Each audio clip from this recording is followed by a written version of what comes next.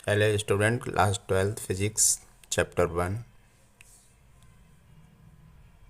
Rubbing method, charging by rubbing method. यानी अचालक पदार्थों से बनी वस्तुएं जैसे प्लास्टिक की वस्तुएं, कंघे हैं, गुब्बारे हैं, इस तरह की और चीज़ें हैं, इनको हम एक दूसरी बॉडी से रब करके, रगड़ करके आवेश उत्पन्न करते हैं। इस विधि को कहते हैं रबिंग मेथड, घर्षण विधि। अचालक पदार्थों को आवेशित करने की घर्षण विधि या रबिंग बाई मेथड।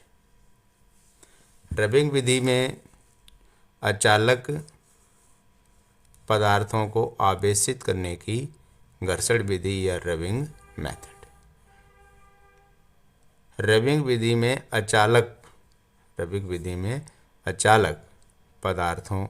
अचालक पदार्थों मतलब है जैसे प्लास्टिक की चीज़ों से बनी हुई चीज़ें हैं जिनमें कंडक्शन नहीं होता है, तो अचालक पदार्थों को आवेशित कर सकते हैं। ये काफ़ी इंटरेस्टिंग है कि अचालक पदार्थ हैं और उनमें आवेश कैसे उत्पन्न होता है। इस विधि से हम समझेंगे। इस घर्षण विधि को निम्न उदाहरणों की सहायता से हम समझ सकते हैं कि कैसे चार्ज उत्पन्न होगा। उदाहरण के तौर पर हम लेते हैं कंघा को सूखे बालों में रगड़ने पर कंघे पर ऋण आवेश आ जाता है।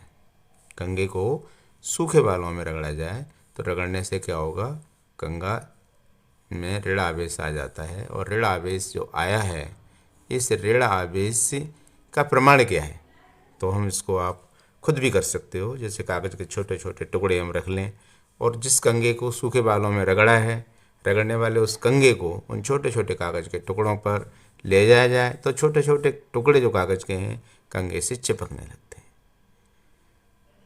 तो इस मेथड से हमने देखा कि जो अचालक पदार्थ कंघा प्लास्टिक का जो बना हुआ था उस पर कोई आवेश नहीं था, लेकिन सूखे बालों में रगड़ने से, घर्षण करने से उस कंघे पर आवेश आ गया और उस आवेश के प्रभाव में जो छोटे छोटे टुकड़े थे कागज़ के वो कंघे से चिपकने लगते हैं। दूसरा एक और इंटरेस्टिंग प्रयोग है काफ़ी।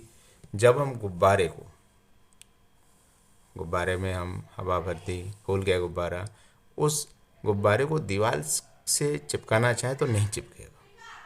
पर इसके विपरीत अगर गुब्बारे को हम तौलिए से रगड़कर थोड़ी देर तक तौलिए से रगड़ें और रगड़ने के बाद उस गुब्बारे को दीवार से हम ले जाके वापस चिपकाते हैं तो गुब्बारा दीवार से चिपक जाता है।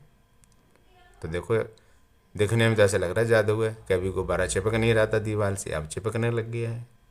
तो हुआ क्या कि रगड़ने से, रबिंग करने से एक दूसरी बॉडी पर चार्ज आ जाता है। चार्ज रियली है क्या?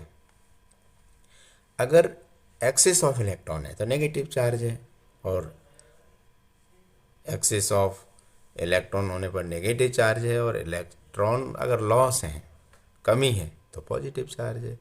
तो घर्षण करने से क्या होता है, एक बॉडी के इलेक्ट्रॉन दूसरी बॉडी में चले जाते हैं, जिससे क्या एक बॉडी पर प्लस चार्ज और दूसरी बॉडी पर माइनस चार्ज आ जाता है। रियलिटी देखा गया कि जो प्लास्टिक की चीज़ें हैं जब इनको रगड़ा जाता है दूसरी वस्तुओं के साथ तो इन पर नेगेटिव चार्ज आता है, अर्थात एक्सेस ऑफ इलेक्ट्रॉन होता है, जिससे उनमें चार्ज क्रिएट होता है।